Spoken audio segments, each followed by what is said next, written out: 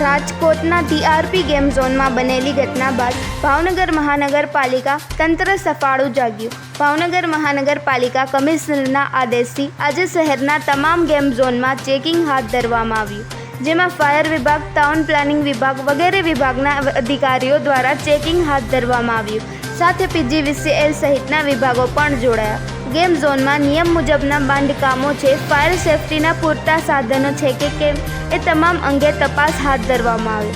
શહેરના જુદા જુદા વિસ્તારોમાં આ રીતની તપાસ હાથ ધરવામાં આવશે। તપાસ દરમિયાન જો કોઈ પણ જગ્યાએ નિયમ વિરુદ્ધ ગેમ ઝોન મળી આવશે તો તેની સામે કાયદેસરની કાર્યવાહી હાથ ધરવામાં આવશે। સંધિ જાગૃતિ ન્યૂઝ તંત્રી જાહિદ મદ્રા દ્વારા।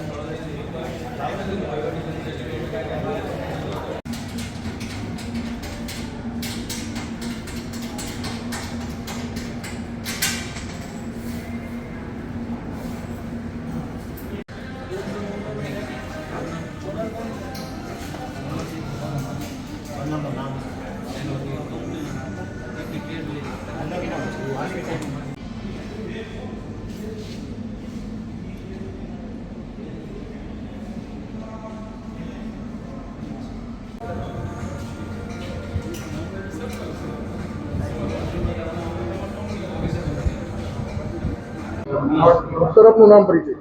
Pradyumansinh Jadeja, chief fire officer, Bhavnagar મહાનગરપાલિકા।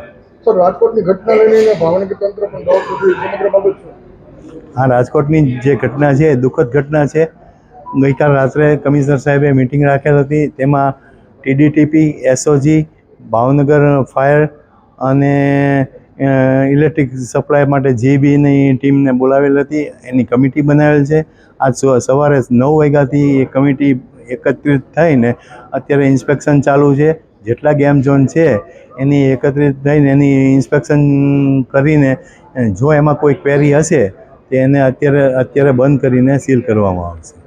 સર નામ પરિચય। Umesh Dodiya, town development officer, Bhavnagar મહાનગરપાલિકા। ગઈકાલે જે રાજકોટની દુઃખદ ઘટના આગજનની બની એના અનુસંધાનમાં સરકારશ્રીની સૂચના અન્વયે માન્ય કમિશનરશ્રી દ્વારા જે ટીમની રચના કરવામાં આવેલી છે કે ભાવનગરમાં આવેલ અલગ અલગ જગ્યાઓ પર જે ગેમિંગ ઝોન આવેલા છે એમનો સર્વે કરવાની હાથગીરી કામ કરવામાં આવેલી છે। દરેક વિભાગને આમાં સાંકળી લેવામાં આવેલી છે અને સ્થળ ઉપર જઈને એમની જે કંઈ બિલ્ડિંગ પરમિશનને લગતી માહિતી હોય એ ચેક કરીએ છીએ। ફાયર વિભાગ છે એ ફાયરને લગતી એમની કોઈ સિસ્ટમ ઊભી કરેલી છે કે કેમ, પ્રોપર દિશામાં કામ કરે છે કે એમ, એ બધું સર્વે કરવાની કાર્યવાહી શરૂ છે। કામગીરી અંદર કેવા પ્રકારની તમારી સમીક્ષા? કામગીરીમાં એવું છે કે બિલ્ડિંગ વિભાગને લગતી પરમિશનની એની લગતી અમે બધું ચેક કરીએ છીએ। ફાયર વિભાગવાળા એમને લગતું ચેક કરે છે, જીબીવાળા જે છે પીજીવીસીએલમાંથી એ લોકો એમને લગતું કાર્યવાહી ચેક કરે છે।